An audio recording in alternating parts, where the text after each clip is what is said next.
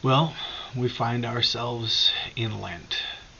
Last night was our Ash Wednesday service, and we kicked off the Lenten season with the administration of ashes.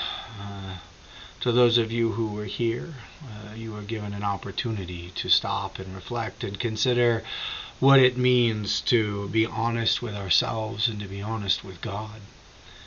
Um, Lent is a season where we are invited to stop, to reflect. Joan Chittister is a Benedictine nun, and she said this. She said, Lent is a call to renew a commitment grown dull, perhaps by a life more marked by routine than by reflection. Um, Lent gets us out of our routines. Our routines, traditionally, even out of our normal eating routines, although that's kind of fallen to the wayside, but it's still a season intended to get us out of our routines, to help us to stop and reflect and consider who we really are, who God really is, the extent to which we need God, to recognize our own brokenness, the things about which we are ashamed, and to bring those things to God.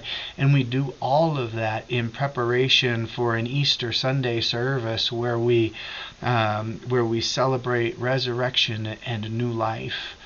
But this quote that Sister Joan shared, she may actually be a mother, I'm not sure, but anyway, this quote that she shares reminds me about how important it is for me to be reflective, for me to be introspective, for me to stop and consider critically all of the things that are going on around me and in me, and then to bring them into the light of the work of God.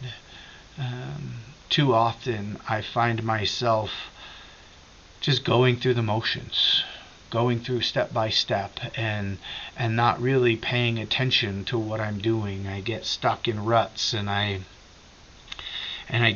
find it difficult to get out of those ruts. And so seasons like this, where I am invited to stop and to let go of some things and maybe take up some others, they're very important.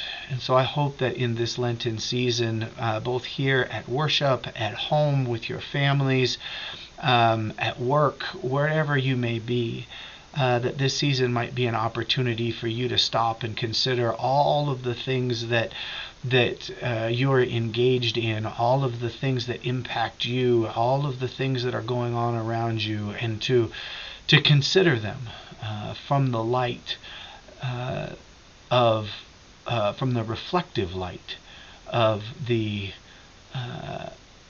of Easter, of resurrection, of new life, and for us to consider